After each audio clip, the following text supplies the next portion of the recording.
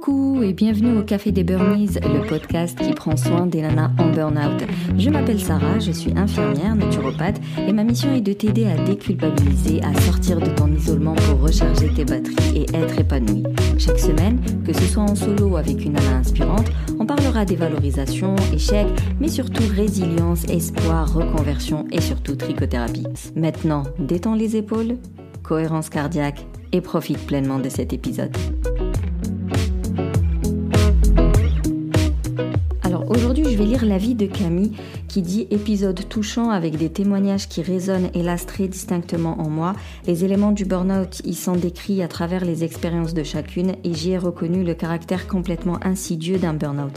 Et le constat aussi que pour beaucoup, on ne nous a jamais appris ni en famille ni à l'école à s'occuper de nous-mêmes et de notre santé mentale. Bravo Sarah. » Merci beaucoup Camille, ça me touche vraiment parce que c'est exactement ça. C'est vrai qu'on ne nous a pas appris à nous connaître, à nous recentrer sur nos émotions. D'ailleurs, on les a refoulées pendant des années parce que ça se fait pas de pleurer, ça se fait pas d'être en colère. Bref, malheureusement, on va pas en vouloir aux générations précédentes, pas du tout.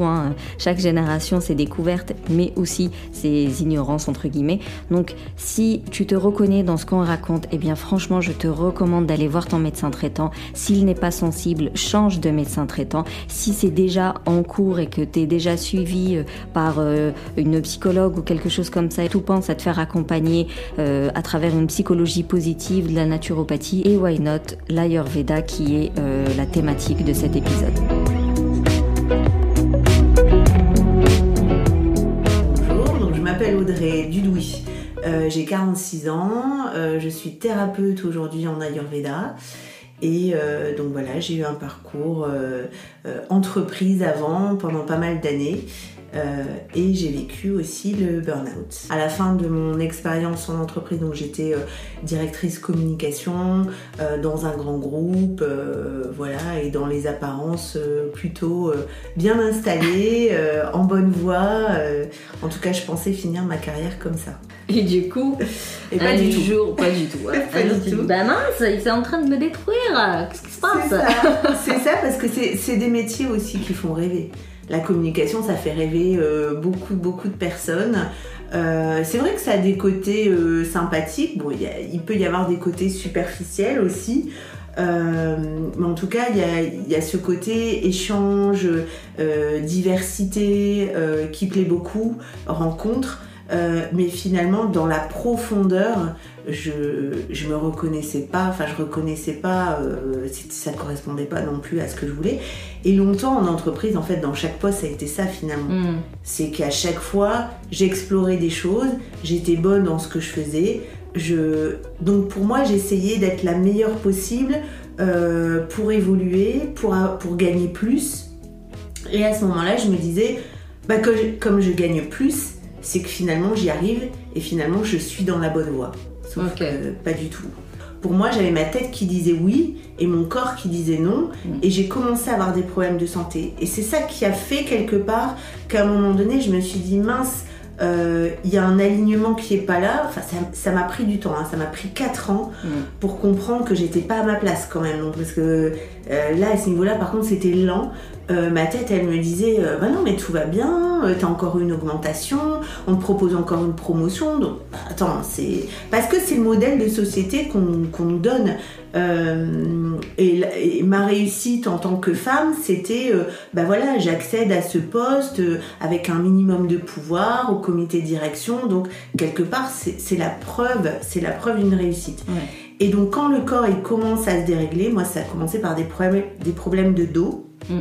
C'est pas venu par un mal-être mental. Pardon. Oui. C'est pas venu par un mal-être mental, moi c'est venu par le physique. Je venais d'avoir ma fille, je m'étais séparée du papa, les médecins m'ont dit oui, mais c'est parce qu'il y a une séparation, ça a pu jouer, mais au travail j'étais pas bien, j'avais mal tous les jours et j'ai commencé à avoir des brûlures en fait, des brûlures à l'estomac. J'ai compris après avec l'Ayurveda ce que c'était. J'avais beaucoup de colère, j'avais beaucoup d'acidité dans le corps et puis surtout une contradiction entre ce que je faisais et qui j'étais vraiment. Comme on dit, l'intestin c'est le deuxième cerveau et il est très lié à nos émotions et à nos humeurs. Et donc généralement en burn-in ou en burn-out des troubles digestifs, mais voilà quoi, tu connais ça très souvent, les gens vont dire c'est une gastro parce que c'est l'hiver, je sais pas, j'ai mangé trop gras, trop épicé, c'est pour ça que je digère mal, mais non, s'il y a un mal-être profond, il peut très bien s'exprimer par des troubles digestifs, ouais. Exactement. Et nous, en Ayurveda, on considère que le système digestif, c'est la base de la santé. Donc, une des premières choses quand les gens viennent me voir en consultation, c'est avant même de vouloir perdre du poids, de vouloir retrouver de l'énergie, tout ça, c'est on regarde le système digestif, comment il fonctionne. Et aussi, donc c'est ce qu'on appelle nous le feu digestif, ça s'appelle Agni en sanskrit. Donc c'est la base de la santé. Et on sait que le système digestif, il est relié à l'émotionnel. Comme tu disais, le deuxième cerveau en fait. Donc toutes tes émotions, elles ont un impact quand t'es pas bien, quand t'es pas aligné, ça a un impact sur le système digestif. Ça a un impact sur l'assimilation des nutriments. C'est-à-dire que tu peux manger bien, mais si t'es stressé, quand la nourriture elle arrive dans le ventre, il y a déjà une petite digestion, il y a déjà des choses qui vont partir dans le sang à ce moment-là. Ensuite, ça va aller dans l'intestin. Pareil, on continue à chaque passage, on continue à assimiler des nutriments. Et lorsque tu es stressé, c'est déséquilibré. C'est-à-dire que cette assimilation, elle ne se fait pas bien. Donc tu retires pas tout le bienfait. Même si tu as une alimentation équilibrée, tu n'en retires pas le bienfait. Et qui dit peu de nutriments, dit un intestin qui va sécréter moins de sérotonine. Qui dit moins de sérotonine, dit moins de bien-être. De l'humeur, voilà. Exactement. Donc c'est super lié, ouais. Donc voilà, et donc à la suite de ces problèmes de dos, moi je prenais des médicaments à l'époque, et mon médecin traitant m'avait donné, donc j'étais suivie par un médecin allopathique, parce que l'Ayurveda est une médecine holistique, donc je rappelle, médecine holistique comme l'acupuncture, comme la médecine chinoise, la médecine ayurvédique est une médecine douce. Et elle est indienne. Elle est indienne, voilà, c'est une médecine indienne qui est très très ancienne, et donc qui est pas contradictoire avec la médecine traditionnelle, mais en tout cas je trouve que c'est une super complémentarité et de plus en plus de gens y viennent parce que c'est une médecine douce. Ça veut dire qu'on utilise par exemple les plantes aussi dans l'Ayurveda et qu'il n'y a pas d'effet secondaire. Or, moi quand j'ai eu ces problèmes de dos, mon médecin traitant, donc allopathique, traditionnel, m'a dit il faut prendre, à l'époque moi je croyais, il faut prendre des médicaments tous les jours. Je lui ai dit des médicaments, mais ça va. Des anti-inflammatoires. Des anti-inflammatoires. Déjà une acidité. Exactement, qui explose. Et je lui ai dit mais enfin ça va avoir un. Je vais saigner de l'estomac, mais c'est pas grave. Et j'ai eu un ulcère. Mais oui, J'ai eu un ulcère puisqu'il m'a dit de faire ça pendant un an. Moi j'ai suivi, j'ai écouté. Oh my God. Et donc c'était un traitement très très fort. Et je ne pouvais plus rien manger. Donc là c'était vraiment des problèmes d'estomac. J'avais un terrain inflammatoire chronique. Mais alors l'alcool, même une petite goutte d'alcool, bon, bien que je bois pas d'alcool, j'aime pas ça, mais bon, de temps en temps, une petite coupe. En tout cas, c'est pas normal de réagir à une goutte. Exactement, c'est déjà pas normal, on s'est dit, mon corps, là il y a un problème. Donc chaque fois je réagissais, je devais me coucher juste après. Et on me dit non mais Audrey, même au travail ça m'est déjà arrivé qu'il y a un pot d'équipe et que je dois partir tellement j'étais mal parce que j'avais bu un petit fond d'alcool. Ah non ça va pas bien, et donc je devenais toute mon corps, j'avais des sueurs froides, et je me disais c'est pas possible, et lui il me disait mais si c'est un traitement de fond. Oui mais docteur il y a quand même des effets secondaires. Ah non pas du tout, enfin une aberration. Surtout il y a une cause en fait, j'ai mal au dos, mais pourquoi j'ai mal au dos, ça serait cool aussi d'aller et c'est exactement ce que j'ai trouvé dans l'Ayurveda. J'ai commencé à faire cette formation en même temps que mon travail. Au départ, c'était pour moi, pour chercher en fait d'où ça vient. J'étais vraiment dans cette recherche-là et l'Ayurveda m'y a aidé. Alors, il y a aussi le yoga qui m'a aidé parce que je suis venue à l'Ayurveda par le yoga. J'ai commencé à faire du yoga et ça a été magique pour mes problèmes de dos. Et après, tous les problèmes physiologiques de brûlure et tout ça, je les ai résolus avec l'Ayurveda. Il y a, par exemple, un des principes clés en Ayurveda que tout le monde peut appliquer là, vous pouvez l'appliquer dès demain, c'est de boire de l'eau chaude, de l'eau tiède. C'est-à-dire que moi, dès le matin, je me réveille, je bois de l'eau tiède. Le premier geste que je fais au réveil, c'est de boire de l'eau tiède. C'est-à-dire une bouteille qui reste sur une table, quoi. C'est ça, un thermos que vous gardez, et au lieu de boire de l'eau froide, non, surtout pas, on boit de l'eau tiède. C'est un principe aussi qui est donné en médecine chinoise. Pourquoi ? Parce qu'en fait, ça va nettoyer le système digestif. Il n'y a rien de plus mauvais quand on se lève le matin. C'est quoi la première chose que vous faites au réveil ? Si la première chose que vous faites, c'est de boire du café, bah là, effectivement, tout de suite, vous mettez de l'acidité dans le système digestif. Donc déjà, c'est très simple. Et moi, c'est ça qui m'a plu dans l'Ayurveda, c'est que c'est des remèdes très simples.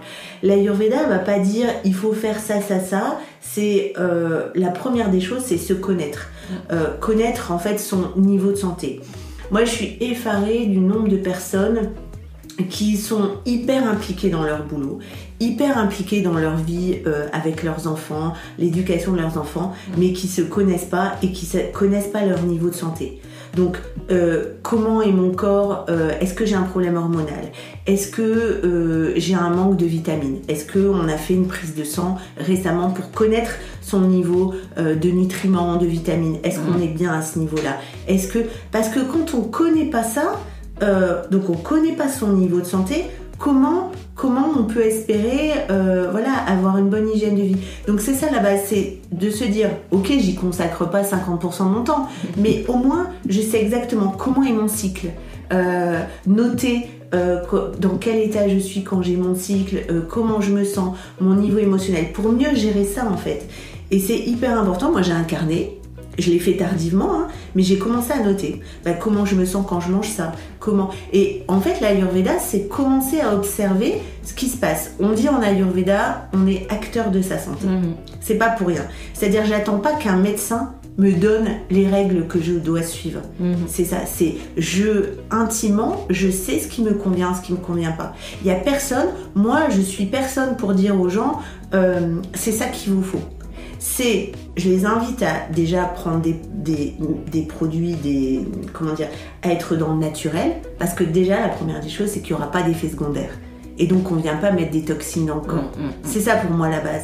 Par contre, l'observation que vous faites de votre corps, de votre santé, ça c'est vraiment à vous de le faire, et c'est maintenant qu'il faut commencer.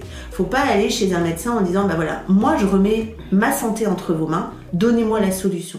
Parce que c'est déresponsabiliser la personne sur sa santé, et que quand on est maître de sa santé, on est acteur, on se responsabilise sur son niveau de santé. Donc moi ça me rappelle un peu la naturopathie, ce que tu dis, parce qu'effectivement ça reste un art de vivre au final, c'est-à-dire que c'est une façon de vivre qui va toujours être consciente. À chaque fois que tu vas faire tes courses, tu réfléchis à ce que tu achètes. C'est ça. T'achètes pas juste parce que c'est à moins 50%, parce que le deuxième il est offert, parce que j'ai vu la pub à la télé. Vraiment, t'es consciente, t'es actrice. D'ailleurs, on peut même aller plus loin, ça peut être en termes de nutriments, donc est-ce que c'est chimique ou pas, mais est-ce que c'est responsable ou non, ou est-ce qu'il a été fait Moi, je suis grave dans le boycott. C'est ma façon d'être. Je boycotte absolument tout ce qui correspond pas à mon éthique. C'est comme ça. Et ça va dans les légumes, dans les fruits, dans les vêtements. C'est beaucoup de recherche. Mais une fois que tu l'as fait, que c'est devenu une habitude, que la réflexion, elle vient tout seul, finalement, c'est pas si lourd que ça de faire tes courses de façon consciente. Comme tu dis, être actrice de sa vie. Pareil, quand tu parlais du cycle menstruel, kiff, tu sais que tu as des cycles, qu'en fonction de la saison, tu n'es pas la même personne. Il faut que tu connaisses ces cycles-là, parce que ça peut t'aider à éviter un burn-in ou un burn-out, étant donné que tu vas savoir quand est-ce que tu n'es pas opérationnel et quand est-ce que tu es au taquet. Mais attention, tu es au taquet pendant quelques jours seulement. Il faut prévenir la descente. Et donc, tout ça, c'est de la connaissance de soi et c'est la base. Et pour revenir, pourquoi on s'occupe des autres plus que de soi, c'est juste notre chère éducation, quoi. Merci beaucoup. C'est ça, c'est tout à fait ça. On a toujours été responsabilisés. Et toi, tu t'oublies. Et c'est même plus... Ouais, ça fait pas partie de tes tâches au quotidien. C'est lui, il faut que je fasse à manger pour l'un, il faut que je fasse le ménage, il faut que je termine le dossier, il faut que j'avance le travail de l'autre. Et toi, là-dedans, t'as pas appris en fait à prendre soin de toi. Et je reste persuadée que c'est une des grandes raisons qui pousse au burn-in, parce que si on se connaît pas... C'est ça, et si on prend pas du temps... Alors, c'est vrai que c'est un peu galvaudé de dire aujourd'hui, oui, prends du temps pour soi. C'est pas tant ça, encore une fois, que de connaître son niveau de santé. La maladie, il y a 5 stades dans la maladie. Donc, en fait, pour qu'une maladie, elle se développe, ça prend du temps, ça prend énormément de temps. Le corps, nous, il est calqué sur la nature. La nature, quand tu regardes une plante, quand tu regardes un légume, un fruit, ça met du temps, ça prend du temps, c'est de la patience. C'est pareil pour la maladie. Donc, si la personne en arrive à la maladie, c'est qu'elle n'a pas observé ses symptômes. Et il n'y a pas de jugement là-dedans. J'ai été la première à pas observer mes symptômes. Mais en fait, c'est pour ça qu'on parle de prévention. On va faire de la prévention. Alors, c'est difficile pour nous la prévention parce que c'est pas intégré, encore une fois, à notre culture. C'est très intégré, par exemple, dans les pays asiatiques, de faire de la prévention, de faire, par exemple, ils font du qigong, ils mangent à 80% de leur faim. C'est-à-dire qu'ils ont une hygiène de vie, ils vont avoir cette conscience de tout le temps être dans cette prévention. Nous, c'est pas intégré. Pourquoi ? Parce que la prévention, on voit pas le bienfait immédiat. Et on est dans une société où il faut toujours voir des effets rapides. Dopamine tout de suite. Voilà, c'est pour ça que l'Ayurveda, ça prend un peu de temps. J'explique aux personnes que les plantes, une plante, ça met 21 jours à intégrer l'organisme. Donc il ne faut pas espérer qu'au bout de 3 jours, j'ai eu des personnes qui me disaient au bout de 3 jours, ah mais je comprends pas, j'ai pas d'effet. Oui, parce que c'est pas un médicament. C'est pas un médicament. Alors le médicament, il va vous donner un effet tout de suite, mais quel effet à long terme ? Et c'est tout l'inverse en Ayurveda, c'est-à-dire que ça va mettre du temps à s'intégrer. Par contre, le résultat, il est à long terme positivement. Et c'est pas au détriment d'un autre organe, c'est pour ça qu'on parle d'effets indésirables quand il s'agit de traitement. Et même le paracétamol, qu'on soit bien d'accord. Bien sûr, le paracétamol. Même le paracétamol, lorsque tu abuses, tu deviens un peu addict entre guillemets. Je veux dire, il t'en faudra 6 au lieu de 4. Et si tu prends 6 pendant plusieurs jours, ça a un impact sur ton foie. Et d'ailleurs, une des choses qui est très connue de l'Ayurveda, qui est un peu plus connue en Ayurveda, c'est les cures. Les gens vont en cure en Inde et ils reviennent en disant « Oh, c'est génial, c'est merveilleux, j'ai jamais ressenti une forme pareille. » Mais en fait, moi je me dis tout bonnement, cette cure-là, elle pourrait avoir lieu en France. Parce qu'en fait... Qui peut aller en Inde quand il veut pour une cure. C'est ça, mais c'est en fait que tout simplement la force qu'ils ont en Inde et qu'on pourrait nous faire tout à fait si toutes les médecines holistiques elles étaient développées et des centres de bien-être étaient développés, c'est que en Inde, quand vous allez en cure, ils vous font des massages, une alimentation saine, du yoga, de la méditation, des lectures saines, un sommeil réparateur, des lavements. Tout est vraiment une hygiène de vie. Donc, comment vous faites ça aujourd'hui chez vous ?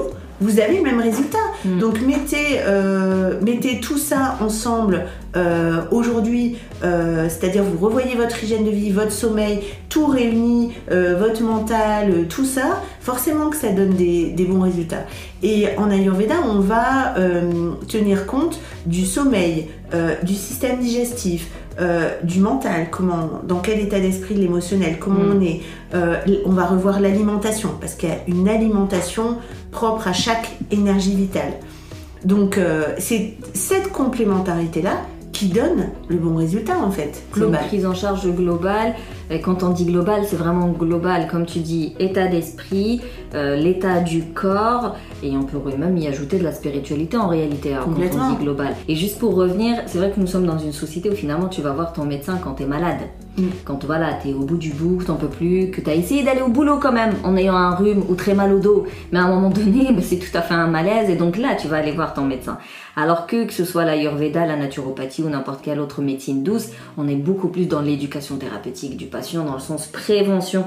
Tu vas voir ton médecin en étant en forme, en disant je veux faire le bilan en fait. Donc je pense que tout comme l'Ayurveda peut être complété d'autres choses. Moi des fois j'utilise l'acupuncture, j'utilise d'autres choses, je n'utilise pas que l'Ayurveda. Pour parler des plantes, puisqu'on utilise des plantes ayurvédiques, des plantes indiennes, des fois je recommande, si la personne me dit bah voilà moi j'aime bien que ça vienne d'ici, je recommande des plantes européennes parce qu'on a toute l'herboristerie aussi qui vient d'ici. Donc il faut être aussi ouvert et je pense que c'est ça aussi moi ma vision de l'Ayurveda, c'est être ouverte aux techniques qui peuvent nous aider. Chez certaines, ça va être faire un peu de FT, faire de la kinésio. Moi, je fais de la kinésio de temps en temps, j'aime bien ça. Et c'est de trouver dans l'Ayurveda ce que vous pouvez prendre et ce qui peut être bénéfique. Et notamment, ce qui est très apprécié chez les personnes, c'est la connaissance de soi, avec la connaissance de sa constitution de naissance.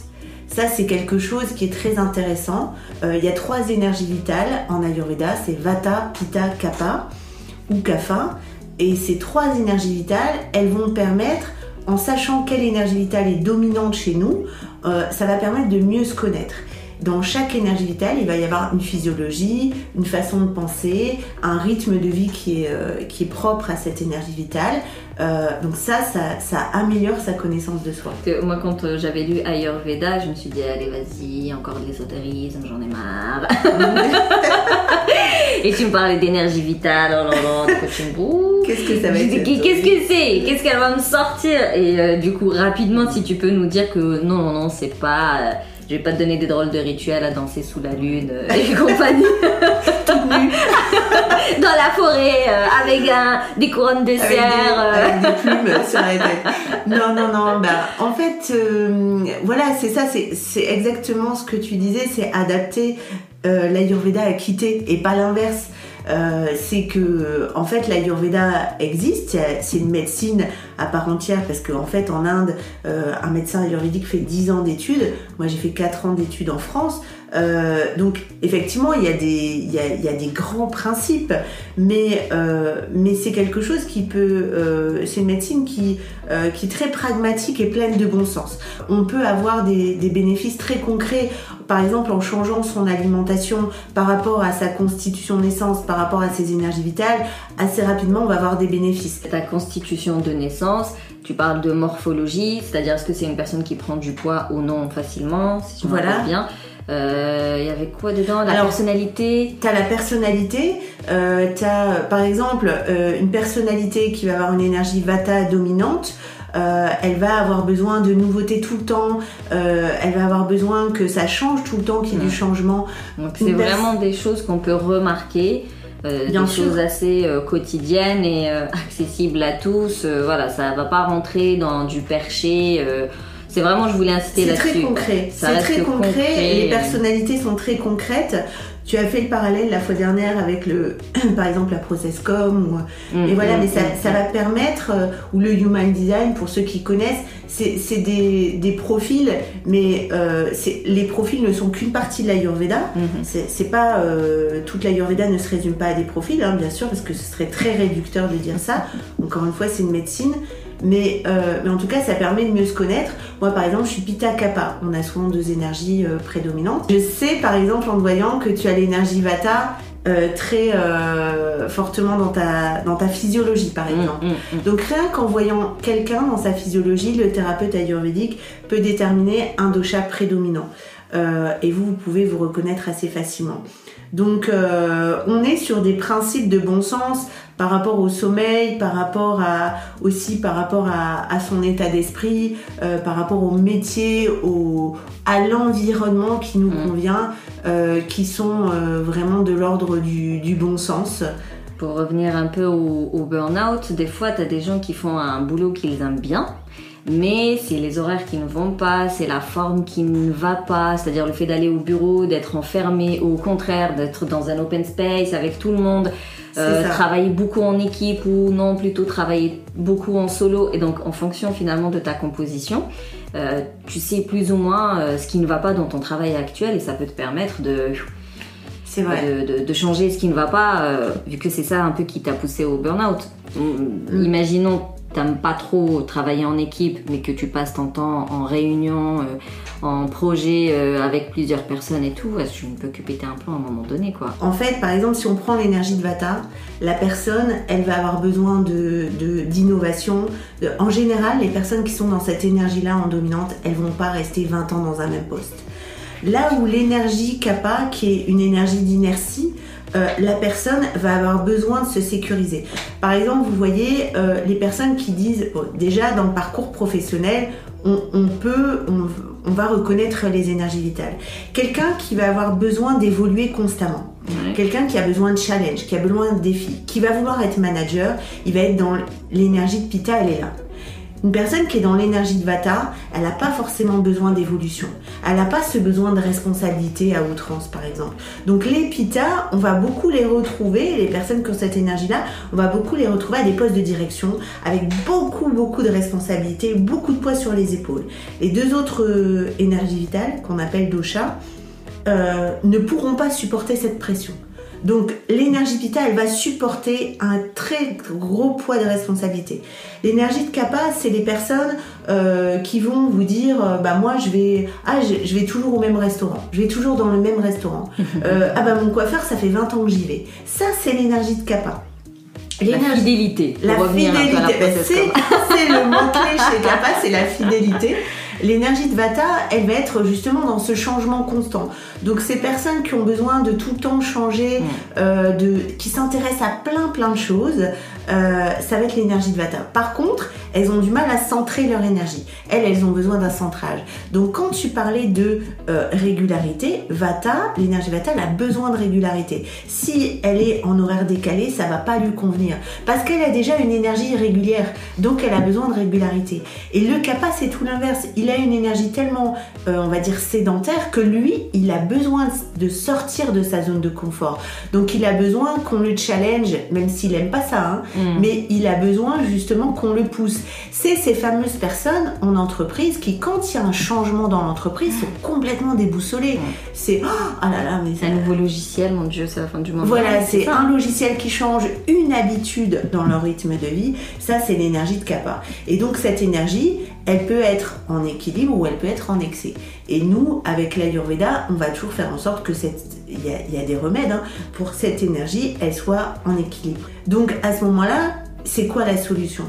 Et l'univers, et ça j'y crois beaucoup, l'univers est bien fait et la vie, elle fait en sorte de te mettre sur ton chemin ce que tu dois rencontrer. J'ai commencé avec le yoga toute seule et en fait j'ai lu ce bouquin de Deepak Chopra. Deepak Chopra que j'aime beaucoup parce qu'en fait, d'ailleurs vous pouvez lire son bouquin La santé parfaite.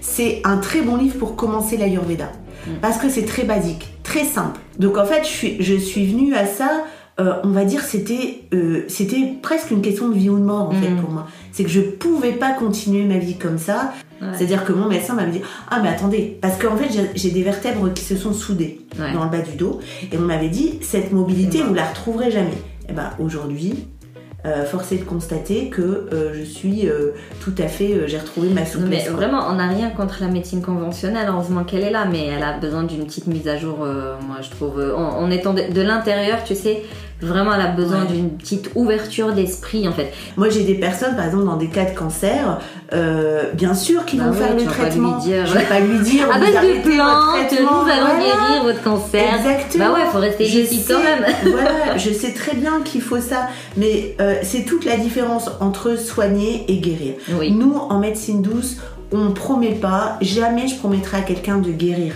Je dis ce qu'on peut faire, c'est améliorer les symptômes, améliorer les douleurs. Ça, par contre, on peut le faire. Tout ce qu'on parlait de ce qui est toxique pour le corps, si on peut éviter l'entrée de ces toxiques-là, ça fait des toxiques en moins à devoir éjecter, détoxiquer, purifier, ce que tu veux. Donc en fait, c'est ça finalement la naturopathie, l'Ayurveda et compagnie, c'est de réduire... C'est d'agir sur ce sur quoi tu peux agir. Et le sommeil, par exemple. Oui, alors, qu'est-ce que vous pourriez me donner parce que j'ai pas d'énergie ? Alors déjà, comment vous dormez ? C'est pas juste de dire faut bien dormir, c'est de dire il y a des cycles de sommeil entre 22h et 22h30. Vous récupérez un maximum d'énergie. Donc avant même de prendre des vitamines et tout ça, allez vous coucher entre 22h et 22h30 et levez-vous tôt. Et d'ailleurs dans le bootcamp comme dans Pimp ta résilience, tu sais mes programmes, quand je parle de routine self-care, faut bien dormir. Sinon, ça sert à rien d'avoir des routines self-care. Faut bien dormir pour pouvoir te lever plus ou moins tôt, pour pouvoir avoir des routines, du temps pour toi. Et donc, la télé jusqu'à pas d'heure, c'est tout, c'est fini. Après, c'est à toi de choisir. C'est ça, est-ce que tu veux regarder ta série ou est-ce que tu veux dormir ton film Et dans ce cas-là, t'es complètement crevé au bout parce que ça s'accumule au bout d'un jour, 2 jours, 3 jours. Oui. Ou alors tu fais l'expérience, c'est ce que je dis aux gens, encore une fois on n'est pas dans du binaire, du noir ou blanc, c'est faites l'entre-deux, j'essaye 2-3 jours par semaine, essayez. Voilà. C'est la méthode Kaizen avec le fameux 1%, c'est faites au minimum, mais faites quelque chose quoi. Au minimum, mais régularité et faites quelque chose, et puis à long terme, pensez à long terme. Du coup, si tu devais donner une définition du burn-out ? Déjà, je pense que c'est différent pour chaque personne. Il n'y a pas une définition définition qu'on peut trouver dans le DICO du burn-out. Enfin moi, en tout cas, je me reconnais pas dans cette définition. C'est-à-dire que chaque personne, ce que je remarque, c'est que vraiment son burn-out, il est vécu différemment avec sa personnalité. Et si vous ressentez, on ressent pas tout de suite en fait que c'est un burn-out. Souvent, on n'arrive pas à mettre les mots dessus, mais pour moi, c'est plus quand on ressent qu'on n'est pas aligné, en fait, qu'on n'est pas à sa place dans sa vie. Finalement, tu trouves pas de sens dans ta vie. Et donc, t'es passé par, t'as eu ce mal de dos. À un moment donné, tu t'es rendu compte que tu pouvais même pas prendre les petits plaisirs de la vie avec ton enfant. Ouais. Tu as décidé de changer de médecin. Tu t'es orienté vers le yoga, ensuite l'Ayurveda. Et là, aujourd'hui, tu as complètement quitté ton entreprise. Tu n'es plus du tout dans la communication. Ah, plus du tout. Alors là, mais plus du tout. Et je ne pourrais plus du tout y revenir parce que vraiment, c'est un changement de vie total. Je me sens beaucoup mieux. J'ai pas ce stress permanent. Quand j'étais en entreprise, j'étais beaucoup dans la force. Donc j'avais l'énergie Pitta, tu sais, l'énergie du feu qui était très présente. Je me suis rendu compte même que je pouvais être limite tyrannique, enfin tyrannique c'est extrême, hein. Aujourd'hui je fais mon mea culpa par rapport à ça, mais j'étais très dans la force quoi. Et j'ai complètement lâché tout ça aujourd'hui. Quand je vois les gens, je me reconnais vraiment dans qui je suis, parce que quand je vois les gens en consultation, je suis contente de les voir, c'est vraiment un plaisir, c'est vraiment choisi. Et du coup, si tu pouvais donner un conseil à une nana qui aujourd'hui elle est soit en burn-in, c'est-à-dire avant la phase de l'effondrement, ou malheureusement elle en a déjà fait un et elle est sous traitement et elle est chez elle, et si ça se trouve ça va pas, parce qu'en fait ça met du temps finalement de se reconstruire après un burn-out. Et je sais que beaucoup veulent que ce soit rapide, elles culpabilisent de pas retourner au travail, et elles sont tellement dévalorisées, elles n'ont qu'une hâte, c'est que ça se termine, qu'elles remontent la pente, mais des fois c'est long et donc ça peut pousser à la dépression, le fait que ce soit long en fait. Qu'est-ce que tu pourrais leur donner comme conseil ? Moi, ce que je pense... Alors là, j'ai plus parlé de mon chemin d'entrepreneuse. C'est que je pense que c'est très important de faire l'introspection, de se dire ce dont j'ai parlé tout à l'heure par rapport à la santé, où je me situe aujourd'hui, mais de se faire accompagner. C'est-à-dire que moi, j'ai mis beaucoup de temps à dire, comme j'avais des connaissances en développement personnel, c'est bon, je gère moi-même. Et en fait, quand je me suis fait accompagner, quand je me suis fait coacher, ça m'a fait gagner un temps de dingue. C'est-à-dire que j'ai fait une psychothérapie avant, il y a très longtemps. J'en avais fait, pour te dire, j'ai été suivie 10 ans. Et là, en 6 mois de temps, quand j'ai fait mon coaching, j'ai avancé, mais de dingue, parce que en fait, ça m'a fait avancer sur mes pensées limitantes, ça m'a fait avancer sur ma responsabilisation. Donc je pense qu'aujourd'hui, quand on a fait un burn-out, je pense que c'est très important, et je dis pas ça parce que voilà, nous c'est notre domaine, mais je dis ça vraiment parce que c'est le conseil que j'aurais aimé avoir à l'époque. Je voyais plus l'aspect financier en disant non, c'est cher, machin. Ouais, mais en fait, c'est tellement essentiel parce que ça te fait gagner un temps fou de prise de conscience, en fait. Que tu vas faire toi-même, mais tu vas peut-être mettre 5 ans, 6 ans, par exemple. Et pendant les 5-6 ans, tu vas dépenser des sous, hein, mais qui vont pas t'aider à aller mieux. Tu vas aller une fois, moi j'ai fait plein de choses, de développement personnel, des petites formations, des trucs comme ça, mais je me suis pas fait accompagner, et c'est vraiment le jour où j'ai fait ce choix où ça m'a fait gagner un temps fou. Donc ça serait la première recommandation, et donc la deuxième, c'est ce dont je parlais, c'est vraiment d'observer, de commencer à observer sa santé, de commencer à tenir ce journal de santé pour noter voilà où j'en suis dans mes examens, qu'est-ce que j'ai fait, qu'est-ce que je connais de moi, qu'est-ce que je connais de mes cycles. Après, sur l'Ayurveda, on est vraiment sur une personnalisation. Donc c'est en consultation où je vais pouvoir donner par rapport à la constitution de la personne, où je vais pouvoir lui donner voilà ce qui est le plus recommandé. Par exemple, je te donne un exemple, les gens qui ont l'énergie Vata, les crucifères, tout ce qui est chou, tout ce qui est fermenté, c'est pas pour eux. Donc ça va vraiment dérégler leur système digestif, et me disent c'est pour ça, ou les crudités par exemple. Les crudités, c'est quelque chose qui est pas adapté pour eux. Et ça veut pas dire que les crudités sont interdites, hein, mais ça veut dire qu'il faut toujours amener du chaud dans l'alimentation. Donc c'est vraiment adapter ton hygiène de vie à qui tu es. Et tu vas lancer un programme de... Ouais, j'ai plusieurs programmes. J'en ai un qui est vraiment sur l'alimentation. En fait, mon programme d'alimentation, c'est vraiment se réconcilier en fait avec l'alimentation, parce que moi j'ai eu un parcours alimentaire assez chaotique et du coup c'est vraiment déculpabiliser la personne, notamment par rapport au problème de poids, c'est d'arriver à une réconciliation et de plus être dans cette recherche constante de perte de poids, mais naturellement en fait les personnes perdent un peu de poids, mais c'est pas l'objectif premier en fait, c'est vraiment de se réconcilier avec son corps et avec l'alimentation. Donc ouais, non, c'est sûr que pour tout ce qui est burn-out, l'accompagnement et les médecines douces, elles sont vraiment très très positives. Elles sont en tout cas complémentaires, c'est-à-dire que tu peux très bien être suivi par un psychologue ou un psychiatre, une psychothérapie, ce que tu veux, mais c'est complémentaire. Ça va t'apporter cette psychologie positive et cette réforme de ton hygiène alimentaire et de ton sommeil, hygiène de vie tout simplement, que tu ne vas pas forcément faire en psychothérapie ou même avec un psychologue. Je dirais même pas du tout en fait, on peut le dire. Hein.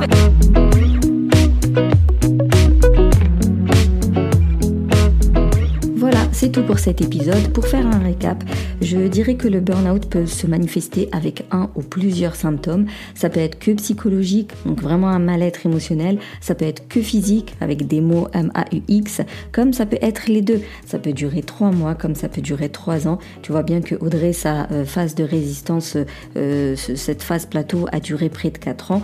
Donc le burn-out, quand on a des doutes, eh bien on tourne pas autour du pot et on va aller voir un professionnel pour être fixé tout simplement.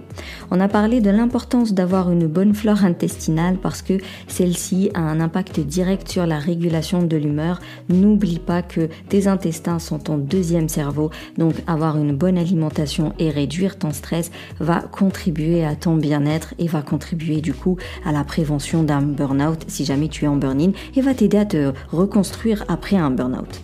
On a parlé de l'allopathie, d'ailleurs on a l'impression qu'on n'aime pas la médecine conventionnelle, mais pas du tout. Moi personnellement je suis infirmière et j'ai absolument rien contre les médecins à l'hôpital et compagnie, c'est juste qu'il faudrait voir pour une ouverture d'esprit, c'est-à-dire que ok, tu es sous traitement parce que c'est vital, mais why not tester une médecine alternative, une médecine douce qui vient d'ailleurs mais qui fonctionne ailleurs. Donc pourquoi ça ne fonctionnerait pas avec toi si ça fonctionne avec d'autres personnes? On a quand même tous le même corps, même si voilà, chaque individu est unique, ça reste la même physiologie, faut pas déconner, on a les mêmes organes. Du coup, une bonne alimentation ciblée par rapport à ta constitution de naissance, comme elle dit, même si le terme il fait flipper, si ça peut t'aider à bien choisir tes aliments, ceux qui vont te faire du bien, ceux qui vont réduire tes troubles intestinaux, pourquoi pas. Si le yoga peut aider pour réduire les maux de dos, pourquoi pas. Si l'EFT peut aider à débloquer certaines pensées limitantes qui te bouffent la vie, pourquoi pas. Je veux dire, s'ouvrir à d'autres alternatives, s'ouvrir aux accompagnements, au coaching, parce que ça fait du bien, étant donné que ça marche avec certains. Pourquoi ça ne fonctionnerait pas avec toi? On a rappelé qu'il fallait se responsabiliser, c'est-à-dire que ta santé, c'est ta santé, ton corps, c'est ton corps à toi, ce n'est pas à quelqu'un d'autre de te dire comment tu dois le gérer, c'est toi qui dois être experte de toi-même, c'est toi qui dois reconnaître les aliments qui te font du mal, les aliments qui te font du bien, et c'est toi qui dois te prendre en main en fait, et cette prévention-là, cette éducation thérapeutique même du patient, on devrait tous passer par là et tu devrais être consciente à chaque fois que tu fais tes courses, à chaque fois que tu te lèves le matin, à chaque fois que tu fais ta to-do list, tu dois t'inclure dedans. Tout ce qui rentre dans ta tête et tout ce qui rentre dans ton corps, t'en es responsable et de te dire je ne veux pas de ça, je ne veux pas de cette info super négative, j'en en veux pas dans ma tête et je ne veux pas de cet aliment qui est très toxique et très chimique, je n'en veux pas dans mon corps. Donc on a parlé encore une fois de connaissance de soi, un journal de santé, ça prend en compte les ressentis, le cycle menstruel, les douleurs et l'alimentation. En tout cas, sois consciente au quotidien de ton corps et de ta tête. C'était un récap assez détaillé, donc merci plus pour ton écoute. Je te rappelle que Pimp ta résilience est en pré-vente, donc tu peux profiter d'un prix promo à moins 70%. C'est un programme qui va te permettre de rééduquer ton cerveau pour ne plus qu'il soit concentré uniquement sur le négatif, ce biais de négativité qui peut t'empêcher de faire face aux événements de la vie parce que tu vas te sentir impuissante, incapable. Donc la résilience, c'est vraiment rééduquer son cerveau pour se raccrocher au positif, pour s'appuyer sur ses forces et bien évidemment on va nourrir ton bien-être parce que ton bien-être contribue à ta résilience. Tu verras que je t'ai mis beaucoup de bonus, notamment comment repérer ses cycles menstruels, comment mettre en place des routines self-care et on va parler plusieurs métaphores qui vont te guider dans ton travail d'introspection.